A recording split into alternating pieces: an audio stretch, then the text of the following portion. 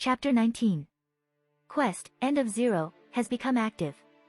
Quest, End of Zero, once you have banished the evils of the world, and it has sent itself to the past, carrying you and your companion along the way. New allies have been met, stories have been changed, enemies defeated, and worlds beyond one's wildest imaginations have shown itself to you. Now you stand at the cusp of the end. The evil tainting the Holy Grail has appeared once more, stronger than ever before, larger than ever before, and it knows of you and the danger you pose. All its effort are drawn to destroy you, to send you back into the route where you came from. Push forward, gamer. Whether you live or die, the end shall come, and all will return to zero.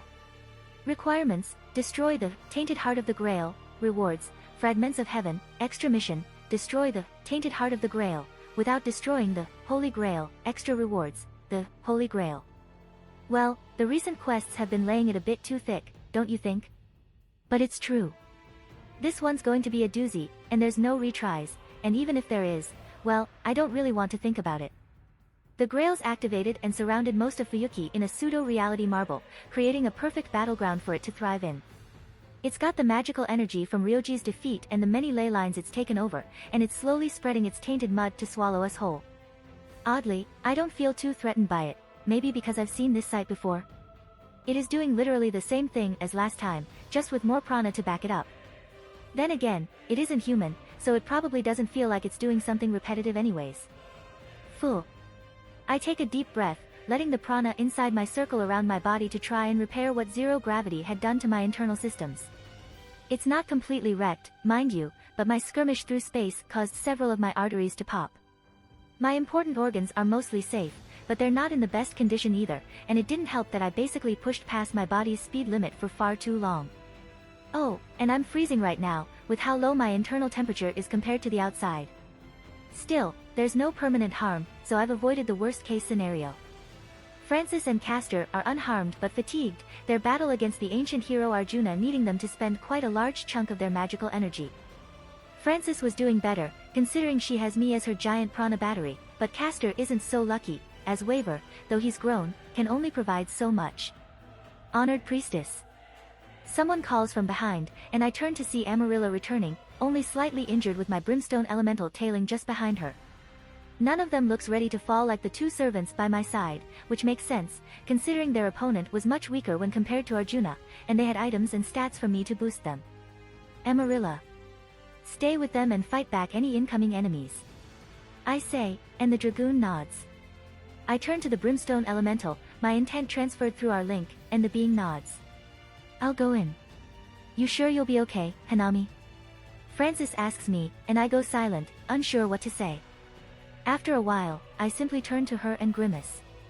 No, but this whole thing won't end if I don't go. Might as well finish it for good. With my piece said, I generate a bubble of gravity around me and fly forward, making sure to go slower so I won't just outspeed my brimstone elemental. Now that no one's around, I can sigh, doing my best to repair as much of my body as I can before the fated encounter.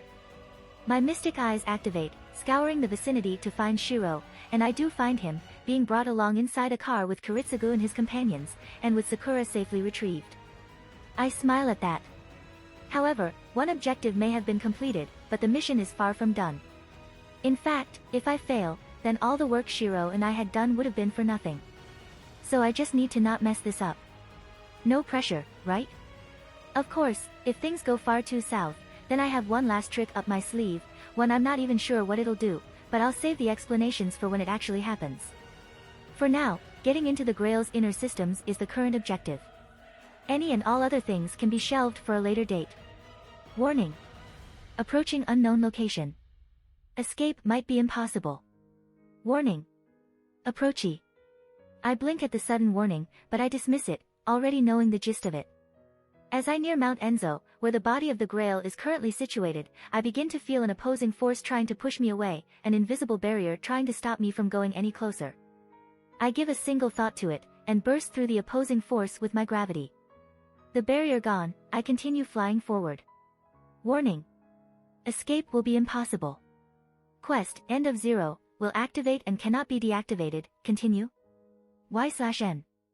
With no hesitation, I press the yes option and continue on. And then, the world twists. The night sky becomes a sickly, disgusting purple, with a giant hole situated high above. Veins of red and black stretch all over the ground, slowly becoming longer and expanding their reach. The front half of Mount Enzo is gone, instead replaced by a giant rib cage, with a deep red, beating heart protected inside it. Tainted Heart of the Grail, HP, 500.000/500.000.000 MP, Stamina, the core of what was once the Holy Grail, now twisted by the curses of all the evils of the world. It holds the power of the true magic, having a path towards the Throne of Heroes. Both alive and not, it beats with magical energy gathered from the world, intent of enacting the end like it had been foretold to do. And yet, you've stood in its path, with powers that it fears. Rid you it could not, taint you it could not, weaken you it could not. So now, here it is, ready for its final act, with you as its spectator. There it is, the one and only. The damn thing that's been a thorn in my side for the entire story and the thing that's been trying to kill Shiro and I. I bring my noble phantasm into my hands, taking a deep breath and letting my prana flow freely. Call of lightning. A spark lights, shooting into the sky above. Clouds gather at my command, growing turbulent as winds begin to pick up and lightning begins to snap through the growing clouds. The darkness surrounding me grows even darker, and winds of great power blow through the area, throwing away anything too small to hold on. A storm has arrived. My stats increase from my skills passives, and I soak it all in, letting the power settle inside me before doing anything else. Of course, the Grail sees my lack of movement and immediately begins attacking, firing dark purple bolts of magical energy created from the refined evils that Ingro was cursed by in his life. My Brimstone Elemental swiftly moves to defend, firing her own streams of accursed fire to counter the Grail's deadly magical bolts. The two sides clash in bright explosions, with my Brimstone Elemental slowly being pushed back as the Grail continues to increase the ferocity of its magical barrage. But the time my Elemental has granted me is enough, and I begin the chant of my noble phantasm. Because, hey, why should I hold back my strongest attack until the end? That just doesn't make sense, kid. An eternal song, a melody as old as time. To be honest, I'm not quite sure where the words are coming from, nor where I'm getting the ideas from, but they just seem to be flowing out my mouth without any previous thoughts. Each word spoken pulses with power, and the air around me begins to glow with an ethereal blue. My magic circuits light up brightly under my skin, spreading all over my body. A battle that never ends, a tale that goes on forever. Clearly detecting the sudden spike in power, the Grail's attacks grow faster and more plentiful, covering the skies and racing towards them. The Brimstone Elemental begins to struggle, the chunks of brimstone she sits on beginning to crack from the amount of prana she's expelling at every moment. A beast of nature, one that the world could not rule. Distantly I begin to see a mirage, of a giant dragon soaring through the skies, its breath scorching everything in its path and its roars tearing apart the grounds. I see its magic, an iridescent light that shot through the skies like a shooting star. On your grave a world was made. An unholy screech resounds from the Grail as it fires everything it has at that moment. All the mud it was slowly raising suddenly rushes up into the sky to overwhelm me. Every ley line it's connected to explodes up violently to try and burn me. Every single magical bolt it was firing is stopped, instead gathered into one and amplified, before being fired at me as a giant beam of curses of decay. And atop it, legends were told. My Brimstone Elemental prepares a counter, gathering as much flames as it can possibly handle at that moment and coiling it all into one taut sphere, filled with flames of the accursed underworld it comes from. Not that it matters. Not anymore. Upon the stars, I have wished. Everything slows, and the last words of my verse are spoken. So I call upon you, being of old. Hearth of Dedran. A loud roar sounds from the skies above, and down from it descends a dragon of gargantuan size, its body made from crackling, green electricity, with its green beating heart visible through it all. It looks down to the heart of the Grail, and to the cage of bones it had shielded itself with, and narrowed its eyes.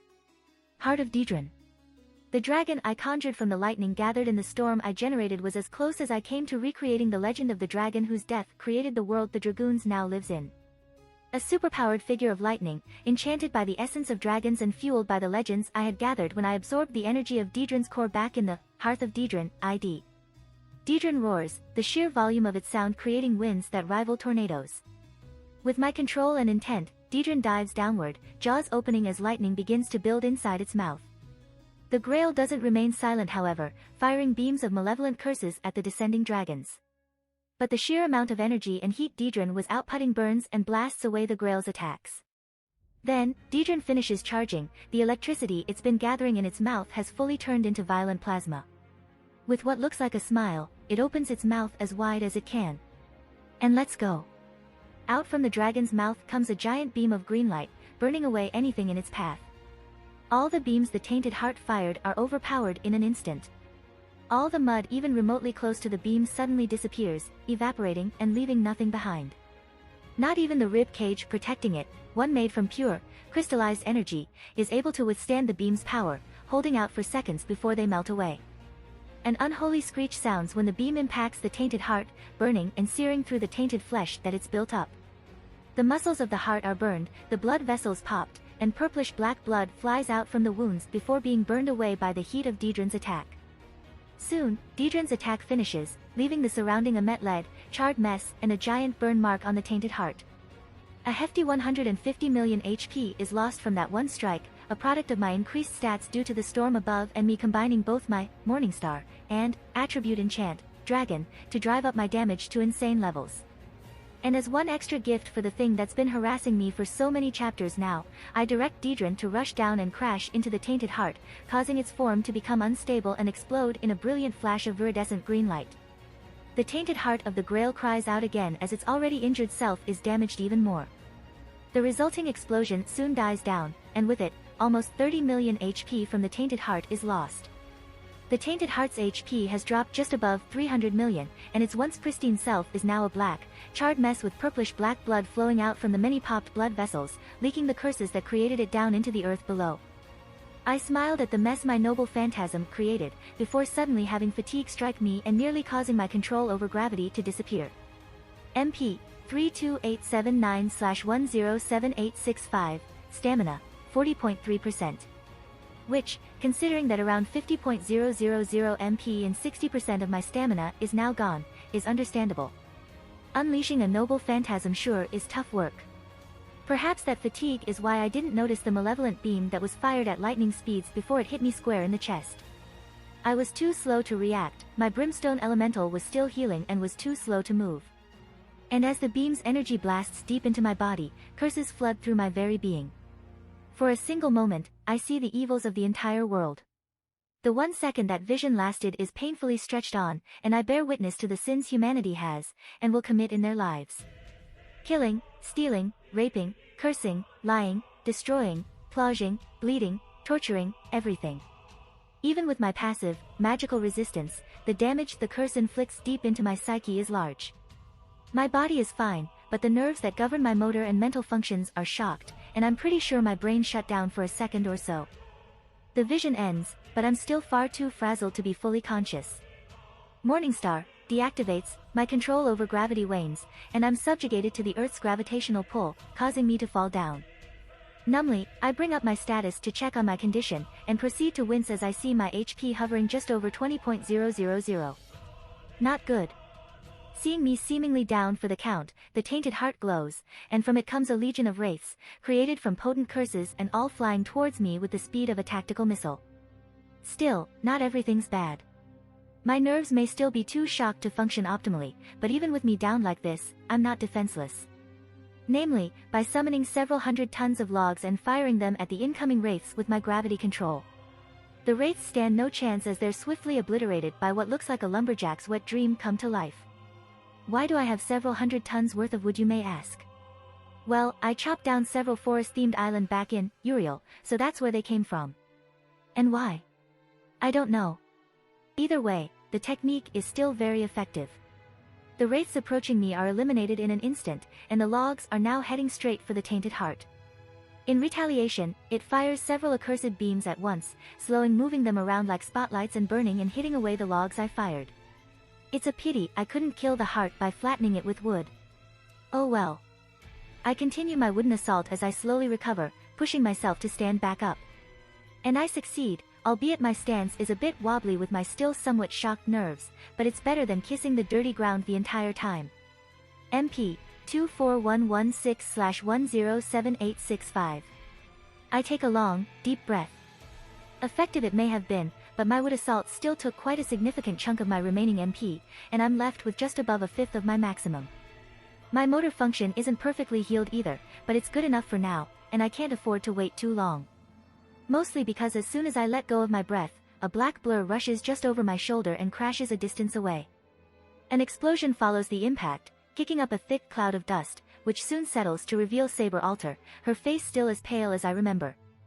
Or, to be exact, the upper half of her body. Her lower half is missing, seemingly having been grisly torn off by what looked to be a jagged weapon. I see you haven't died yet.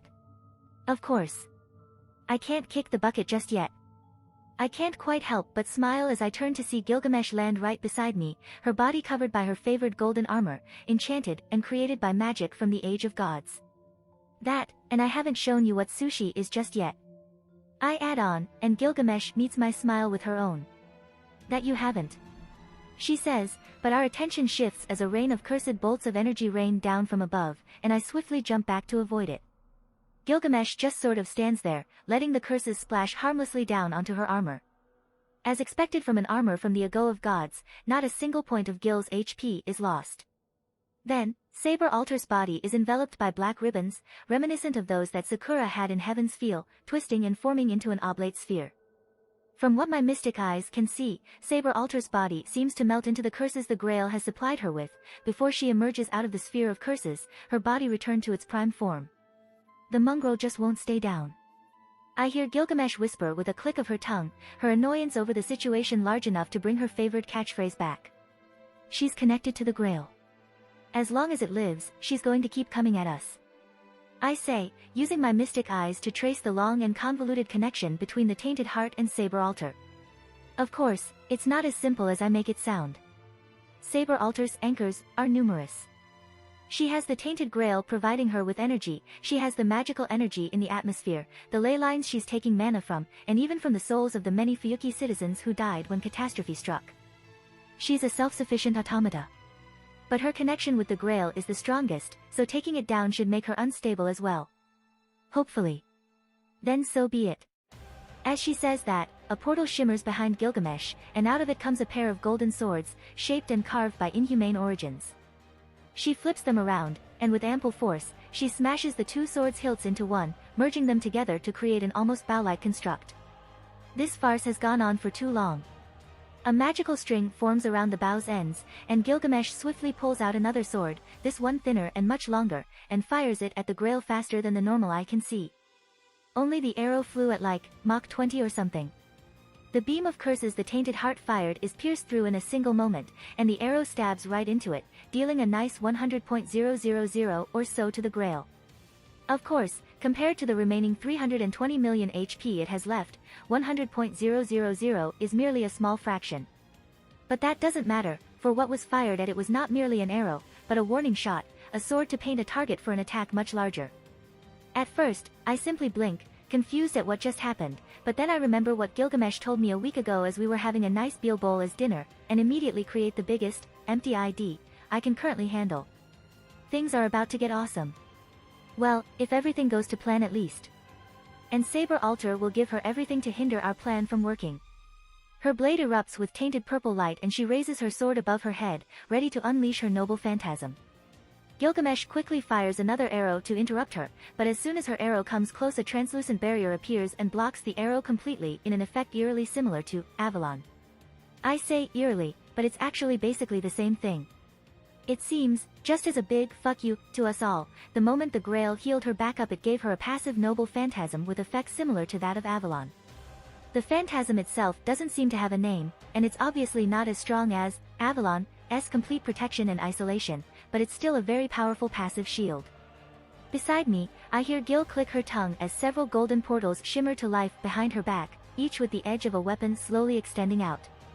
From within her treasury, I hear the collective sound of locking mechanisms, the sound similar to the locking that sounds when you finish notching a crossbow bolt.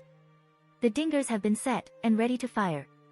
Happiness fills me when I realize she's taken my advice, but I shelve the feeling for later. Because history is about to be made. High above the sky, up just above the earth, there exists 6 golden spears, spinning and burning with magical energy.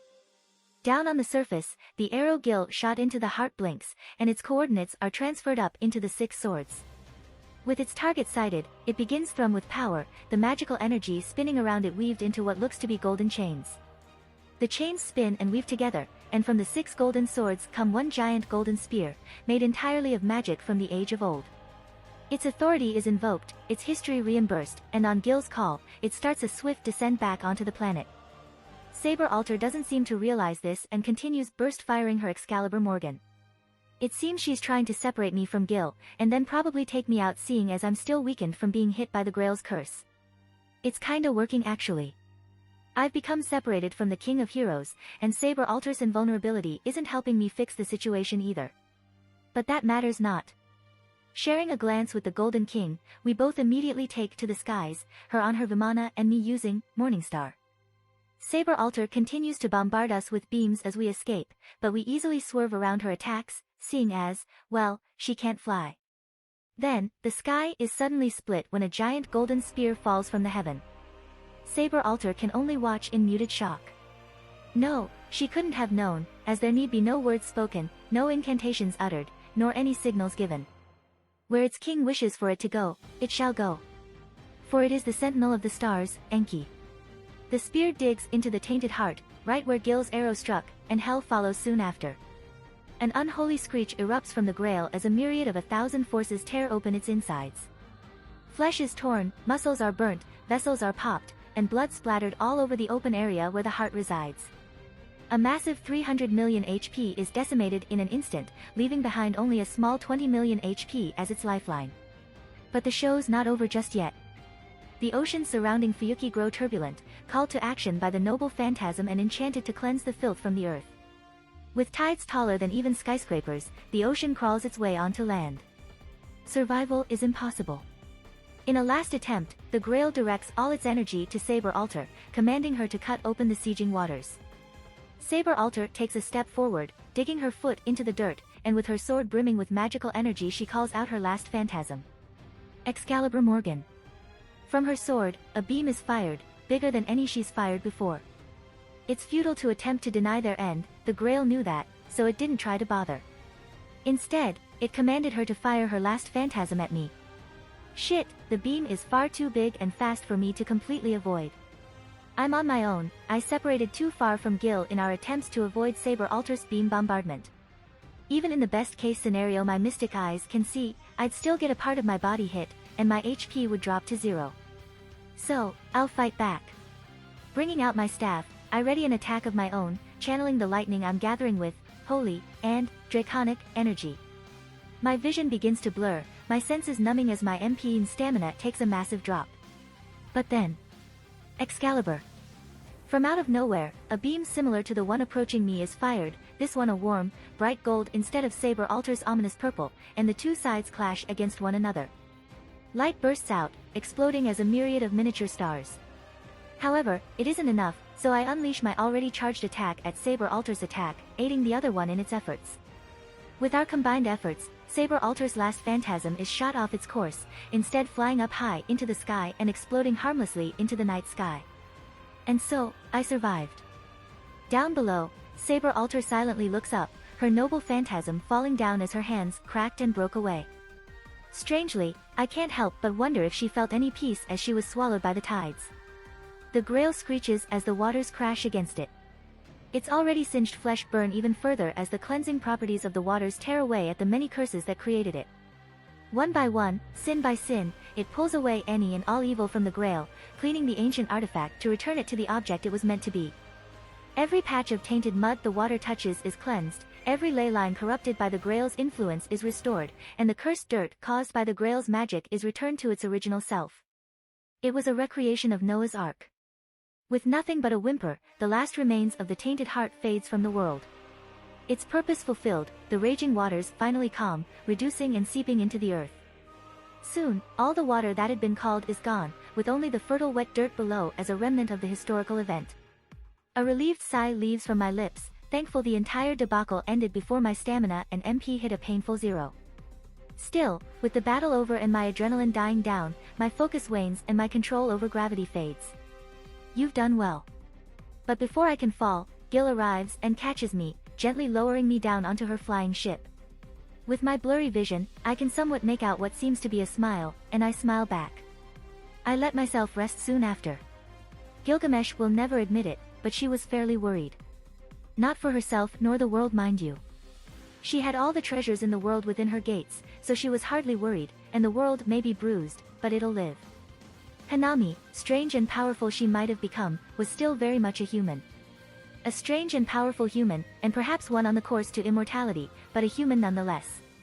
The girl had already undergone many trials, sapping her energy, and now she was facing the crux of this entire war. When the world began its course towards death, her noble phantasm blurred to life, and her mind's eye rang loudly in warning. She'd still been in combat against Saber Alter, firing noble phantasms after noble phantasms at the infinitely regenerating servant.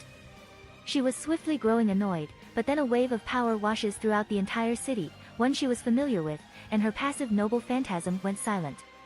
She was intrigued by the possible results, so she fired a particularly volatile phantasm from her gate and exploded the regenerating mongrel, tearing her bottom half apart and sending the other flying towards where the Tainted Grail is situated.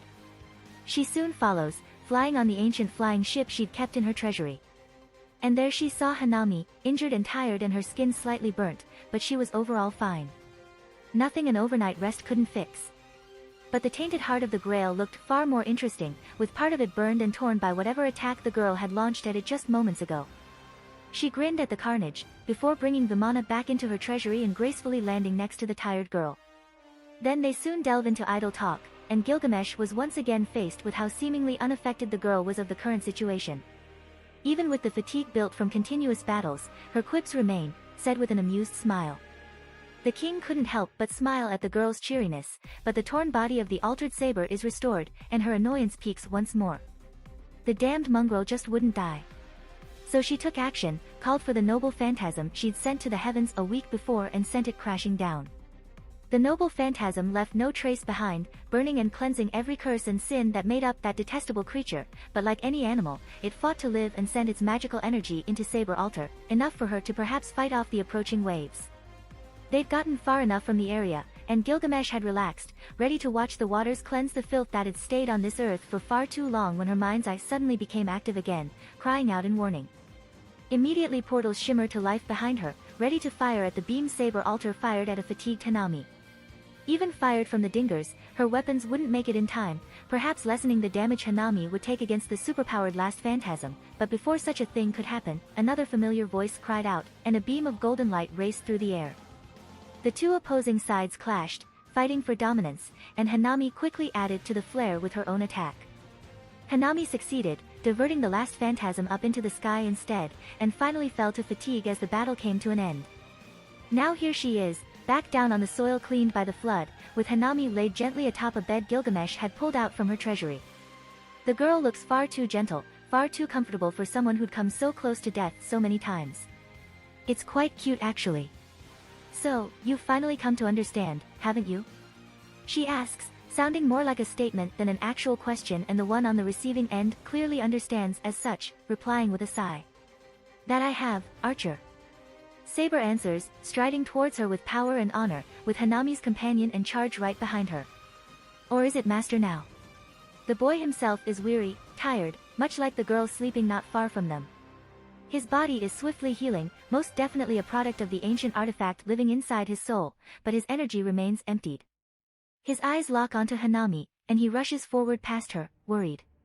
She allows him to, and respectfully distances herself from the two and turns to Saber. Gilgamesh smirks. You took quite some time going here, however, Saber. Enjoying your time with your new master? It greatly pleases her to see the normally stoic girl suddenly stutter, her cheeks gaining a tinge of pink. It has been a while after all. Saber tries to reason, but Gilgamesh doesn't care.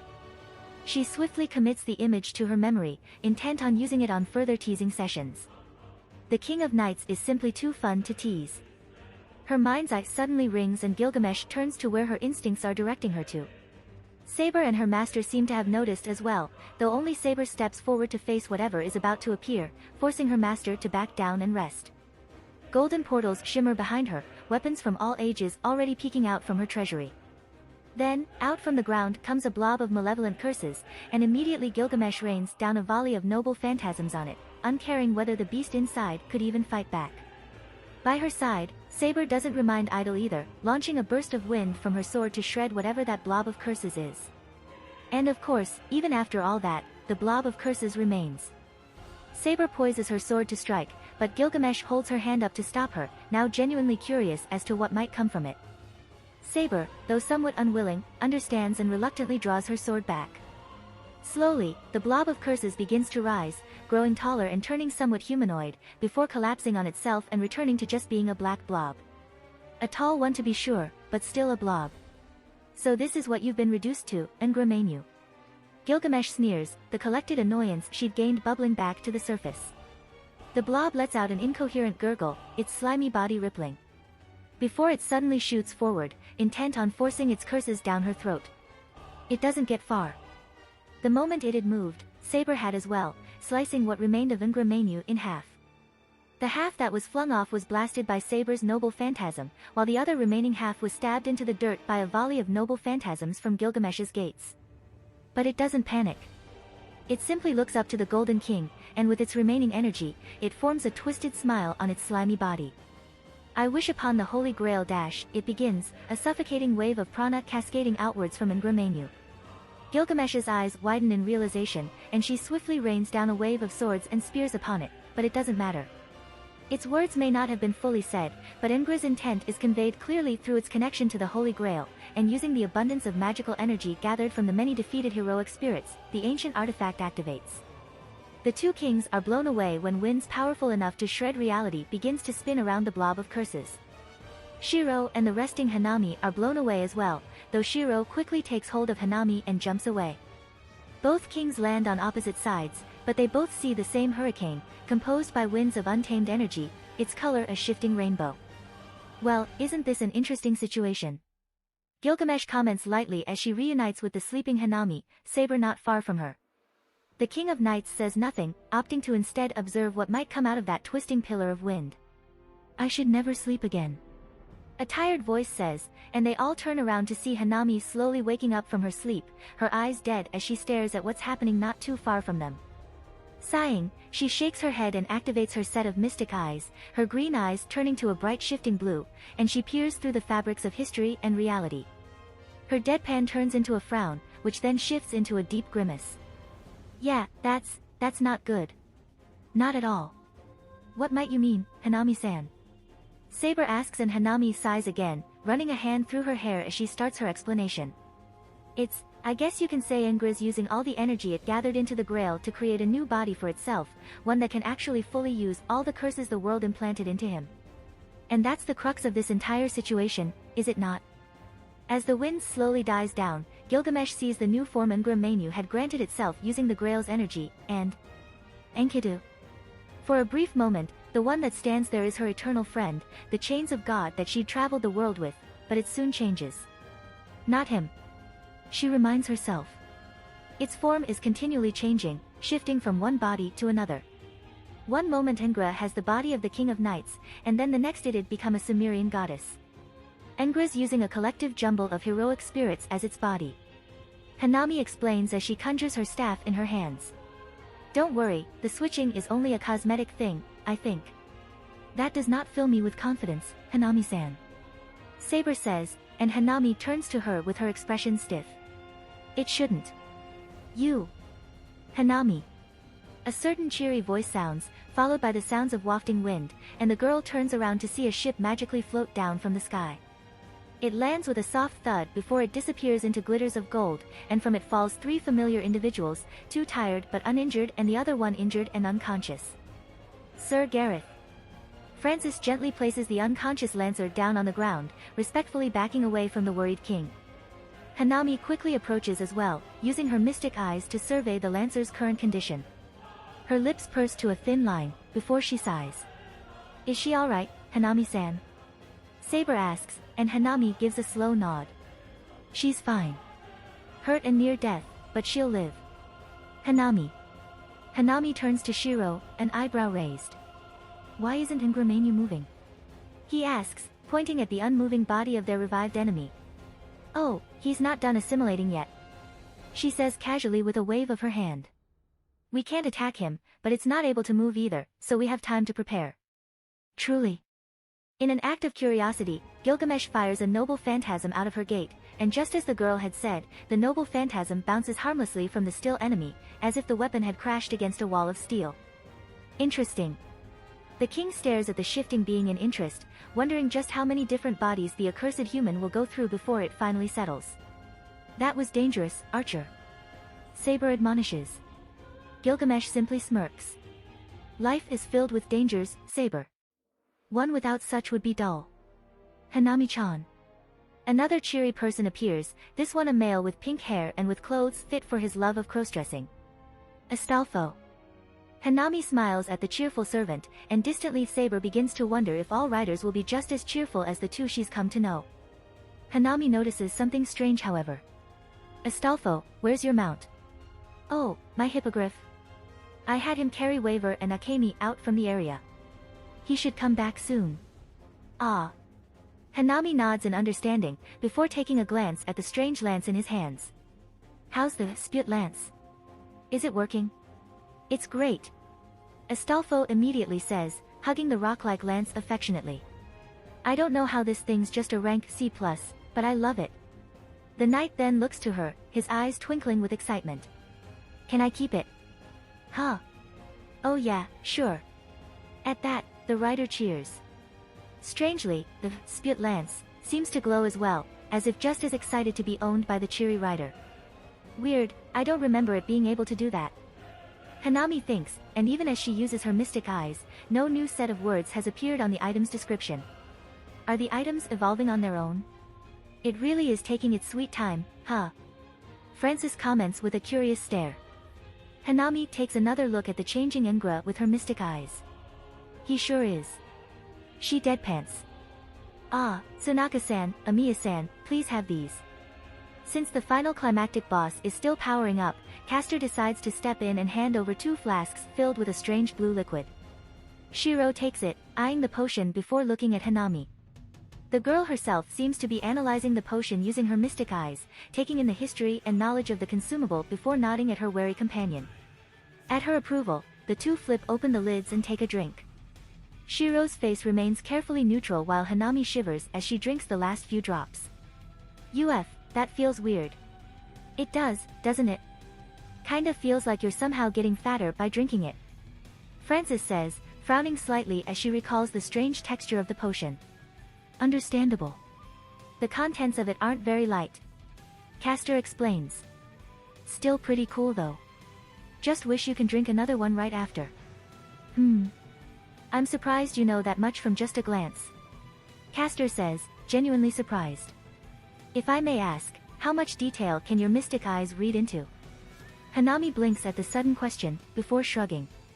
I can see pretty much anything with it, but the bigger and more impactful the thing is, the more time I have to dedicate to grasp the whole thing. She says, then adds, and taking in too much information will make my head explode too, so there's that. How convenient. And as Castor says that, light begins to shine from Ngramenu, looking almost like it's a Pokemon just about to finish its evolution. Its form flickers, changing from the thousands of templates it had pulled from the Throne of Heroes, before settling on a familiar body belonging to a hero of justice. Hanami blinks, surprised. Unlike what form Ngramenu decided to take in Hollow/Ataraxia, the body it takes is one of Emiya, just with even darker skin and black hair. His clothes, or near lack of it, remains the same however, with only a red garb cloth tied around his waist. Black tribal markings are drawn all over his body, each a curse pulled from all the world's evil. Astolfo draws his lance. Castor brings out her bow. Francis calls her twin pistols into her hands. Golden portals shimmer to life behind Gilgamesh. Excalibur forms in Saber's hand, uncloaked and shining in its eternal glory. The Kojiki Kaimitsu is gripped in Shiro's hand, the trust he built with it becoming its strength. Hanami calls forth her staff, lightning dancing and crackling all around her, her eyes shining a deep shifting blue. 2 shivs are brought into Ingra's hands, unremarkable and unknown yet bearing within them the weight of 1,000 curses. The curses etched in his body comes to life, burning with the sins of their origin and tainting the world around it. Slowly, his eyes open, a burning obsidian black, and he smiles. Curse the world. Saber and Astolfo rush forward first, their weapons brandished and ready to strike. Ingra easily blocks both with his shivs, his strength far above what he'd normally have as a simple avenger. Saber breaks away and fires a barrel of spiraling wind at him, pushing him back and opening him for Astolfo to charge forward and thrust his lance forward. His markings glow. Weakness. Black tendrils shoot out from him, created by the curses inside him. Astolfo quickly blocks the incoming attacks, but he nearly trips when a sudden weakness strikes him. His arms shake, his legs quiver, and it's only because of Hanami pulling him back that he manages to escape without getting hurt. Castor and Francis start their assault, firing magical bullets and pellets at the stationary Ingra. They only make it so far before they're struck down by the tendrils still lurking all around him, and it's then that the Dingers Gilgamesh had prepared in her treasury fires, launching the weapons from her gates at incredible speed. More of the markings glow. Impotency. The fired noble phantasms suddenly crack, the connection between them and their owner broken, and they disappear into golden dust. Gilgamesh continues to fire, but nothing changes.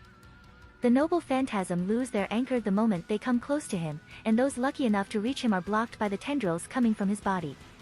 Soon, the sickly atmosphere surrounding Ingra disappears, and with him still open from Gilgamesh's bombardment, Shiro takes the chance and leaps forward.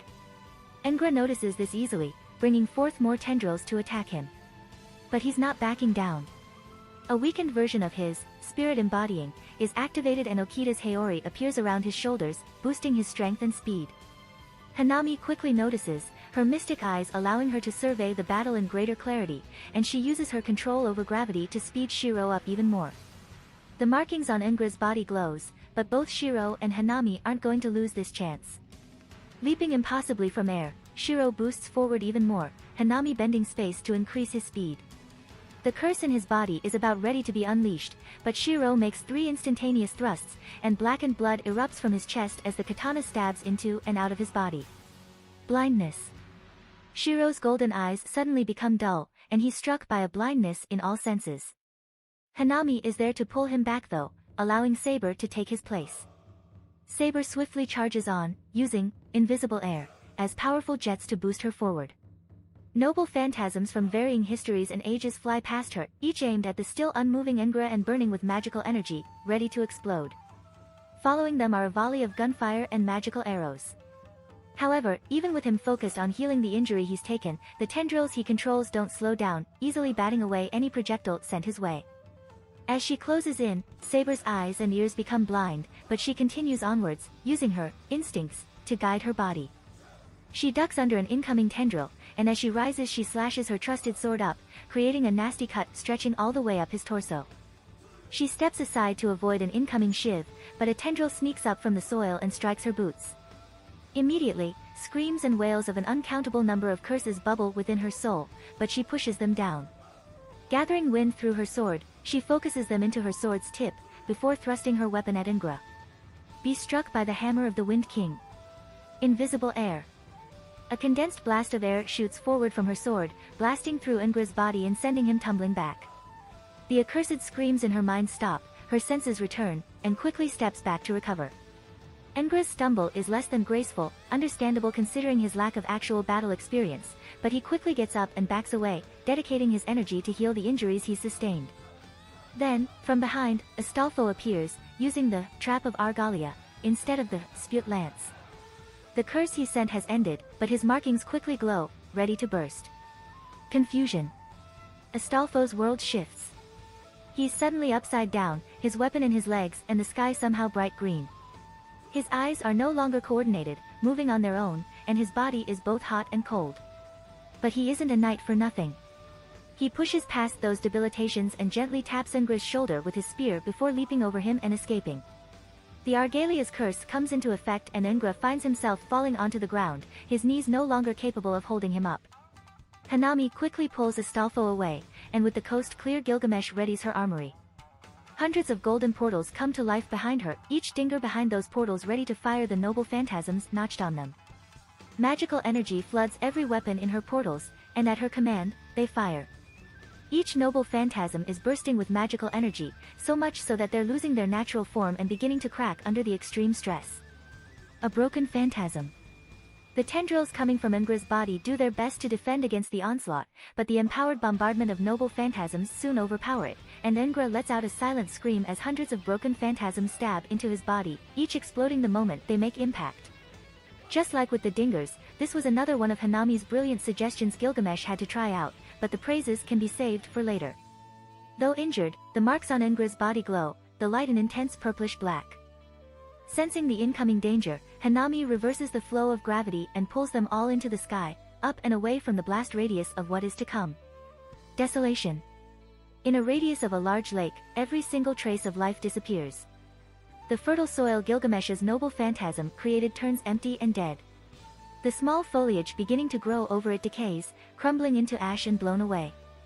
The stronger curses are coming. Hanami narrows her eyes, doing her best to decipher every remaining curse Ingra has in his disposal. With the curse ending, Gilgamesh sends a rain of swords at the downed Ingra, aided by a volley of magical projectiles from Francis and Castor. The marks on Ingra's body glow. Isolation. A dome of condensed curses form over him. Any and all attacks that come into contact are suddenly broken, their energy sapped and torn away. Within that protective dome, the markings glow once more. Decay. All that's come to this conflict suddenly suffers. Astolfo and Saber both double over, the muscles in their hands suddenly tearing and bleeding. Francis and Castor cough up blood, their lungs suddenly tightening and weakening. Gilgamesh shivers as the portals around her disappear, the connection between her and her treasury cut off with no warning. Shiro winces as his magic circuits shut off all of a sudden. Okida's katana and Haori disappears from him, the reinforcement he's passively applied on himself fading.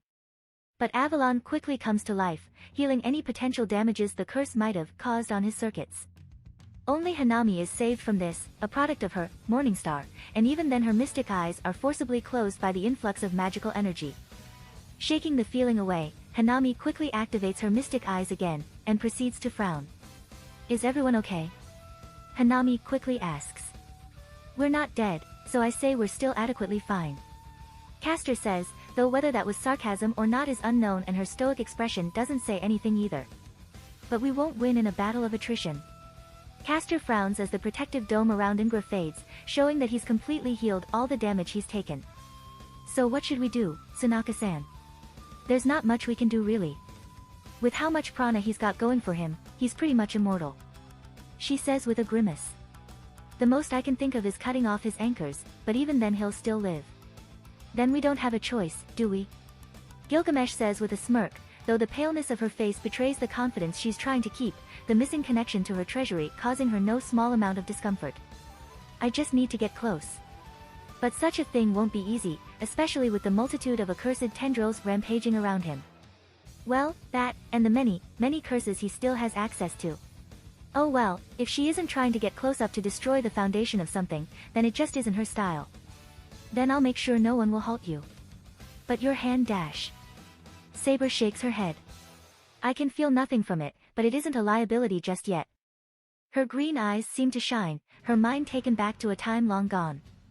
As long as I stand, I will not yield. Not now, and never. Count me in too. Astolfo cheers, the famed horn, La Black Luna, already enlarged to its true form and ready to be blown. His arms are shaking, still suffering from the curse Ingra struck him with, but he sends a toothy grin at Hanami. I'll blow away all those icky tentacles for you. I shall as well. Don't count us out yet. Castor and Francis adds, almost in tandem, and they both turn to look at one another. Hanami smiles at the formation of the new duo, but her attention is pulled away when a large wave of prana flies over her.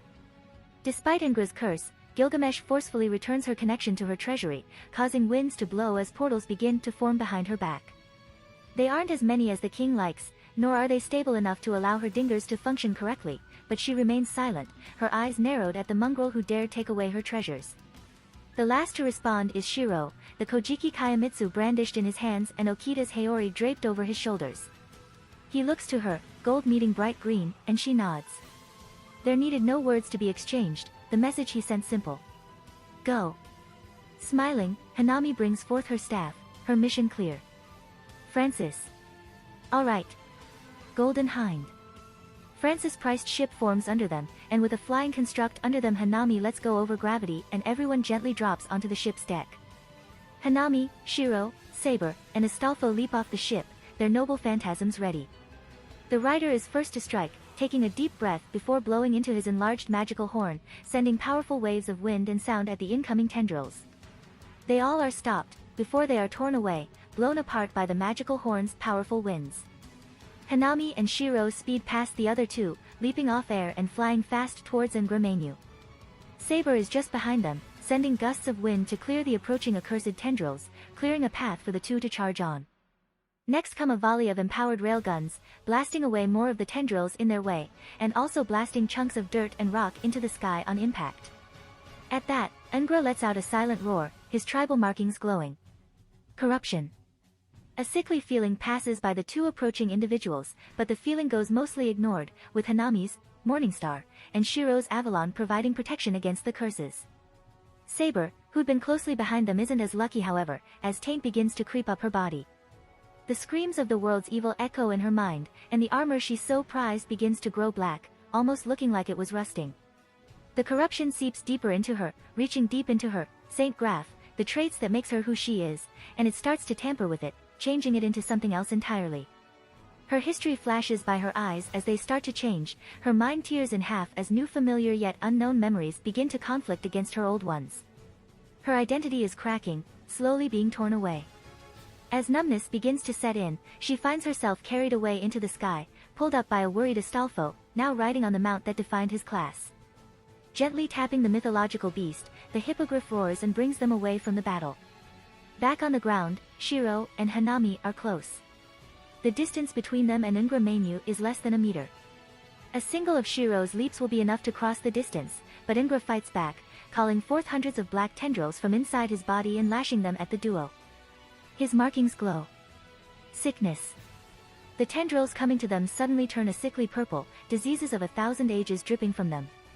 With her mystic eyes, she sees a glance of every sickness contained within those accursed tentacles, and she sees pain and death, parasites that dig through the body like some sort of worm, and even illnesses from the distant future.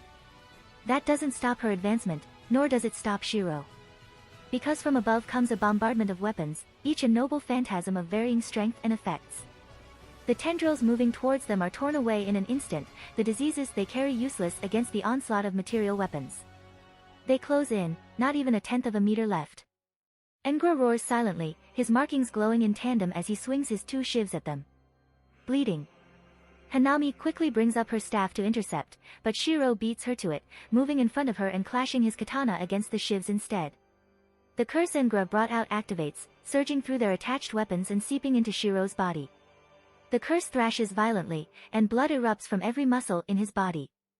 Strength leaves his body, his magic circuits forcefully closed, and he's thrown aside by Ingra to attack her. But by the time he does that, it's too late. Hanami reaches her staff forward, the staff's head stabbing into Ngramenu's heart. Then, the world goes still, and she bleeds as she peers into all the evils of the world.